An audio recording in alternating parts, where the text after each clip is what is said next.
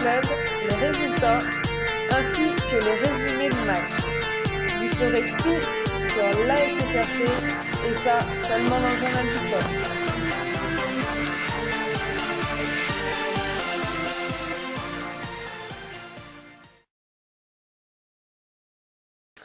Bonjour à tous et bienvenue dans le journal de la SSRC, un journal avec peu de résultats et puis peu de matchs à vous annoncer pour le week-end prochain puisque 4 matchs se sont joués cette semaine puisque les féminines ont joué aussi mercredi et puis 2 ou 3 matchs le week-end prochain, donc un journal qui va être un peu plus court mais qui peut aussi permettre de débattre plus longtemps sur certaines équipes.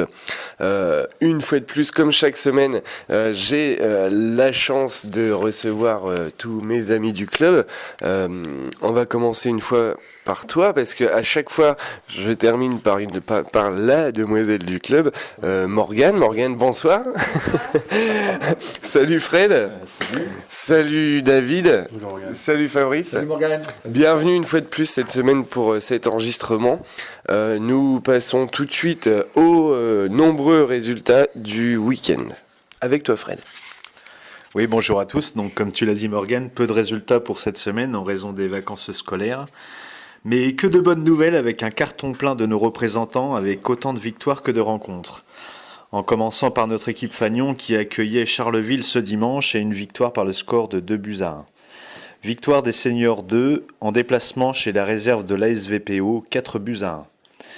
Victoire de nos féminines en catégorie U13 qui s'impose 2-1 à Île-au-Mont. Et enfin, victoire de nos seniors UFOLEP 5-2 en déplacement à Île-au-Mont. l'UFOLEP, une fois de plus. Hein. Vous êtes à quoi? Un nul seulement, un vaincu toujours? Oui. Wow. Ils sont chauds l'UFOLEP cette année, hein. On voit que je m'entraîne avec eux. Donc voilà, merci Fred, on va tout de suite passer maintenant, ça je leur dis encore une fois, je suis désolé. C'est la dernière fois. Oui. Au commentaire de match, merci Fred, avec toi d'ailleurs, on va commencer avec toi sur les seniors 1 qui ont gagné 2-1 face à Charleville. Oui, le commentaire des seniors 1, j'ai vu très peu de choses en première mi-temps, étant donné que je faisais l'entrée du stade, donc je faisais payer les gens. Et donc j'ai vu une première mi-temps très fermée, avec très peu d'occasions, un match bloqué au milieu du terrain. Deuxième mi-temps avec une mésentente qui amène un but pour Charleville. Une petite réaction de notre part qui nous permet l'égalisation, puis 2-1, et puis la fameuse épreuve du penalty qu'on rate avec un truc extraordinaire qui s'est passé sur le terrain. Enfin bref, un bon résultat, mais sur la physionomie du match, à revoir. Un penalty extraordinaire, c'est peut-être pas le mot extraordinaire, on passe à toi David, hein. Oui, effectivement, un match un peu bizarre, quoi. Les conditions climatiques n'étaient pas non plus extraordinaires pour faire un bon match avec le vent. C'est vrai que le penalty, je pense qu'on va en parler pendant un bout de temps. Un penalty comme ça, même pas vraiment le penalty, c'est sur le cinéma qui a été fait avant. C'est pas très très représentatif de l'image qu'on veut donner à l'extérieur. Heureusement qu'il est resté à la maison parce que franchement c'était pas joli à voir, surtout pour les jeunes footballeurs qu'on est censé former. Sinon c'est vrai, après Charleville a joué beaucoup derrière, fermé le jeu. Ce que je peux reprocher aussi à notre équipe, c'est qu'on est souvent en réaction au lieu d'être en action. Voilà. Merci beaucoup David. Fabrice, on va passer à toi pour la minute de vérité. Oui, bien, j'étais au match aussi, donc mes deux collègues ont eu raison de dire que c'était un match moyen, on a vu, par rapport à ce que nous, notre équipe produit d'habitude, mais bon, après, il y a une équipe en face qui joue pas non plus tellement au ballon, et ils sont dans les derniers, donc ils se battent pour essayer d'obtenir un score à l'extérieur. Bon, l'affaire du penalty, je pense que le coach il n'y est pour rien, puisqu'il a dû désigner un tireur dans les vestiaires avant, et ils n'ont pas écouté, comme des petits bébés, parce que c'est même pas des U9, c'est vraiment c'est en dessous. C'est tout. Après, on le gardera pour les gags de fin d'année. Le match, oui, il n'était pas trop plaisant à regarder, mais bon, la victoire est là et je pense que c'est important d'avoir des matchs aussi comme ça, qui sont moins faciles à jouer, et puis de gagner à la fin. Par contre, c'est vrai qu'il nous manquait que trois titulaires hein, qui sont incontestables. Hein, c'est donc Sissoko, Jérémy Colson et puis Mehdi Boulachem, donc qui apportent beaucoup à l'équipe. Ceux qui étaient sur le terrain ne sont pas mauvais non plus. On a perdu Pierre-Marie au bout de quelques minutes hein, au début du match hein, sur une faute grossière d'un attaquant puisque Pierre-Marie avait dégagé et l'attaquant vient faire faute en y marchant sur la cheville, ça a tordu un petit peu. Ça n'a pas l'air trop grave, bon, tant mieux pour lui qui se soigne. Et puis le reste, voilà, encore invaincu cette année. C'est beau pour l'équipe première parce que franchement, pour une équipe qui monte, c'est bien. Prix des Mézières n'avait pas joué puisqu'ils ont joué la Coupe de France où ils ont cartonné, ils ont mis 6-0 à une petite équipe. Hein. Mais bon, c'est bien aussi pour eux. Donc voilà, c'est tout ce que j'ai à dire pour le match. Seulement un petit bémol, c'est que à la fin du match, donc nous faisons une petite collation et l'arbitre assistant, en reprenant sa voiture, a vu que sa voiture était défoncée, quoi. La porte a tordu, la vitre cassée, et s'est fait voler son autoradio. Donc ça, c'est terrible quand même, hein, parce que... Mais bon, on est quand même sur un site où on a quelques personnes qui habitent pas trop loin. Bon, on n'a pas de preuves, mais bon, c'est toujours bête quand ça arrive. Eh ben oui, en espérant qu'il y ait des suites à ça hein, pour monsieur l'arbitre. On a beaucoup parlé de ce penalty. Moi, je tiens à revenir dessus, hein, sincèrement, puisqu'on parle du penalty. C'est un gag, c'est un penalty extraordinaire. Moi, je souhaite qu'on explique à ceux qui nous écoutent réellement ce qui s'est passé. Il faut le dire, c'est pas forcément une belle image du club. J'ai vu des enfants au bord du terrain dire « T'as vu papa, ils se battent pour tirer un penalty ». Donc, qui veut prendre la parole pour expliquer réellement ce qui s'est passé ? Débat. Bon, je vais prendre. Alors donc il y a une faute sur Daouda dans la surface, donc penalty indiscutable, il n'y a pas de problème, l'arbitre siffle le penalty. Donc le gardien de Charleville étant un petit peu blessé, ça prend un petit peu plus de temps et pendant ce temps-là 3-4 de nos joueurs se disputent la balle, bon avec le sourire, ça reste entre guillemets pour rigoler, mais ça donne pas une image satisfaisante, quoi. Je veux dire, Jean-Louis a désigné un tireur. Le tireur n'était même pas parmi les 3 ou 4 qui se battaient. Et puis après, bon, du coup, Ali se met en position. Après 3 ou 4 minutes de palabres, le gardien se remet en position. Et puis, il tire, il essaye de faire une panenka. Et panenka toute molle. Le gardien la récupère et... Manque de concentration par rapport à ce qui s'est passé. Exactement. Déstabilisé. Quand on chahute pendant 3-4 minutes, on le dit à nos jeunes, ça peut pas aller, quoi. Sur un penalty, faut le tirer en force. En plus, à 3-1, après, il reste 10 minutes à jouer, on se libère le match, et après, on fait tourner tranquillement, voilà.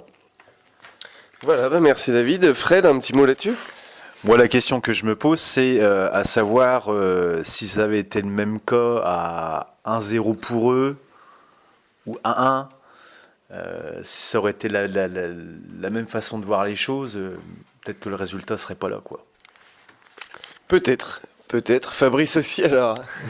Non, mais je veux dire, voilà, bon, il y avait un joueur qui voulait à tout prix le tirer, c'était Daouda, parce qu'il en a déjà raté 2 de la saison, je crois, hein, un truc comme ça. Donc lui, il voulait peut-être se rattraper, mais les autres, se disant, t'en as déjà raté 2, tu vas pas le tirer, c'est pas facile non plus. Mais moi, je pense qu'ils avaient qu'à écouter l'entraîneur, les consignes de l'entraîneur sont importantes avant le match, et voilà, c'est tout. Eh bien voilà, en tout cas moi je les remercie parce que le fait d'avoir raté un petit peu ce penalty, ça nous a permis de combler dans le journal vu qu'on avait du temps ce soir. On passe ensuite au Senior 2 avec toi Fabrice, un petit résumé rapide, hein. Tu n'as pas pu les voir mais tu as eu un petit résumé. J'ai eu 2-3 mots après à l'apéro. Donc les Seniors 2 menaient 2-0 à la mi-temps, ils jouaient avec le vent. Donc j'avais reçu un coup de téléphone et on me dit on va avoir le vent, puis dans la montée en deuxième mi-temps ça va pas être facile et apparemment on a remis quand même 2 buts, on en a pris un mais c'est pas trop grave. Donc c'est pareil, il y a des petits jeunes là-dedans qui apprennent à jouer un petit peu plus au football, à donner leur ballon, hein, c'est ce qu'on m'a dit, hein, j'étais pas mal, je vous signale, hein. Mais bon voilà, la victoire est là pour la Senior 2, il faut continuer puisque l'objectif du président et du club c'est bien la montée de l'équipe 2 cette année. Voilà, au moins c'est clair et en plus l'équipe 2 reste sur une belle série. Donc les seniors 2 c'est fait, on passe maintenant aux féminines qui ont joué mercredi elles et qui restent aussi sur une belle lancée puisqu'invaincues je crois cette saison. 3 matchs, 3 victoires avec toi Fred, un résumé de Didier Rouillère. Oui, donc un petit commentaire de Didier Rouillère suite au match de mercredi. Donc on ne les arrête plus, nos féminines ont encore gagné leur match en retard contre Ilomont. Ils ont joué mercredi après-midi et ont gagné 2-1. Match serré, mais le sérieux de la deuxième mi-temps a permis de marquer 2 buts par Maëlle et Lucie et tenir le score. Elles étaient juste le compte à 8 et il faut signaler la sportivité de l'éducateur d'Ilomont qui a sorti un de ses joueurs pour équilibrer à 7 lors de la sortie sur blessure de Roselyne, à qui nous souhaitons un bon rétablissement en profitant des vacances scolaires. C'est très beau de voir ça de la part de l'éducateur d'Ilomont au niveau du fair play pour sortir un joueur. Non, on pleure pas Fabrice, mais moi je trouve ça bien. Tout le monde ne le fait pas et moi je trouve ça bien et bravo encore aux filles qui nous font énormément plaisir cette année puisque c'était presque dur de gagner un match les saisons précédentes et puis là victoire, 3 victoires sur 3 matchs et bravo à elle et bravo à Evelyne, leur coach. On passe ensuite à l'UFOLEP avec toi Fred encore une fois. Oui, l'UFOLEP, donc nous rencontrions une équipe qui avait gagné tous ses matchs depuis le début de la saison. Rencontre qui s'est passée à Ilomont, donc en pleine campagne, avec le vent qui va bien. Oui, une remarque. Avec le vent qui va bien et la pluie également. Donc nous avions parié sur le fait de commencer contre le vent en première mi-temps, en essayant j'avais donné comme consigne de garder un bon résultat. Donc on est mené 1-0 à la 30e minute sur un coup franc, sur la seule occasion qu'ils ont, sur un coup franc aidé du vent, elle termine au fond des filets.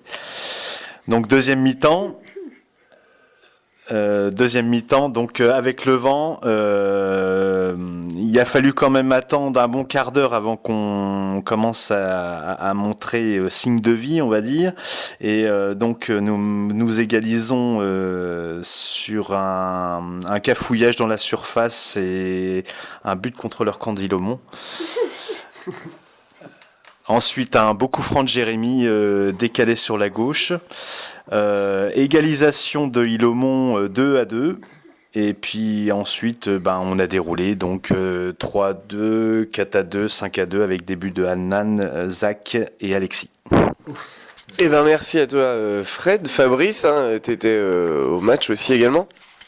Oui, je suis arrivé en deuxième mi-temps et donc on était mené 1-0 et tout de suite quand je suis arrivé, ça y est, la victoire était presque là. Non, mais ce que je veux dire, c'est que j'ai ressenti quelque chose, c'est que, vous savez ce que c'est que l'UFOLEP, ça se joue à une vitesse moyenne, on va dire, mais c'est vrai que notre équipe, les 25 dernières minutes, avait du physique par rapport aux autres, quoi. C'est ce qui a fait la différence. Puis on jouait bien nos ballons aussi, parce que malgré le vent, ça a bien joué au ballon, on a marqué des beaux buts, moi j'ai trouvé. Bravo au coach et puis à son équipe. Eh bien voilà, merci Fabrice, bravo à l'UFOLEP. Pour les matchs du week-end, c'est terminé, il n'y en avait pas beaucoup. On passe aux matchs moins nombreux du week-end prochain avec toi, Morgane. Alors dimanche 3 à 14h30, notre équipe Fagnon se déplace à Bar-sur-Seine pour y affronter le foyer barsécanais. Nos seniors 2 accueillent à la Noulutel la réserve du FC Nogentais. Et enfin, nos seniors UFOLEP accueillent le Melda dimanche 3 novembre à 9h30 à Buc. Merci beaucoup Morgane. Voilà pour les matchs du week-end prochain. Et puis j'ai un match à rajouter. On n'a pas plus d'infos que ça, ça vient de tomber. Il y aura peut-être les U17 de l'Estac qui recevront le Paris Saint-Germain à Sainte-Savine, donc chez nous, sur le terrain de la Noulutel.